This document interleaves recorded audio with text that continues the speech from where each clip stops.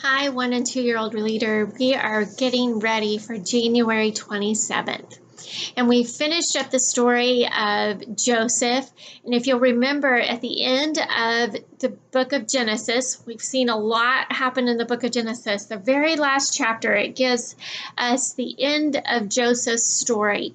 And it helps us prepare for the next story that we're going to start, and that's Moses. And it helps us remember that Joseph was a part of God's plan through Abraham to Isaac and then to Jacob, because Joseph was Jacob's firstborn son with Rachel, for the promise that God made that he would take you up out of this land to the land he promised on oath to all of those people.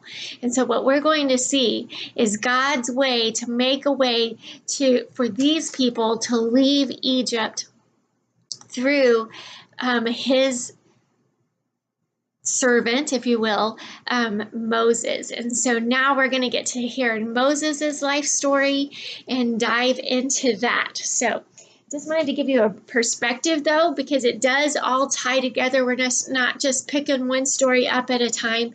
God had orchestrated all of this out from the very beginning. All right, so Moses was born and called.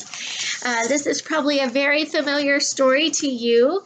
This seems to be a story that we teach, especially little kids, a lot. So you're going to get to tell this story of how Moses was born, how Pharaoh got mad and wanted all of the firstborn baby boys to be killed. Moses's mom puts him in a basket, floats him in the river, and then Pharaoh's daughter picks him up out of the basket. So in your small group today, you are going to have papers that look like this. Can you see that clearly? Oh, is it upside down? It is. I'm sorry. It's upside down. There you go. That's a lot easier to tell without the sticky note on there. So you'll have a paper that looks like this with the story and the bottom line for the day, or with our memory verse in the bottom line for the day. You'll also have some baby Moses in a basket. And you will take those, and each kid can glue their baby Moses in their basket on the river and use that as a way to help remind the kids that God was making a way for Moses to do something bigger. And we're going to see that unfold as we continue to learn about Moses' life story. Then you have your memory verse. Your memory verse is, "But I have been the Lord your God," pointing to God, "ever since you came out of Egypt, riding on a donkey." Remember, we're learning this part of the story. God is going to allow them to come out of Egypt. "And you shall acknowledge no God but me, no Savior." Jesus is our Savior, so we're going to learn the sign for Jesus. Hosea 13:4. And then you can pray and dismiss your kiddos.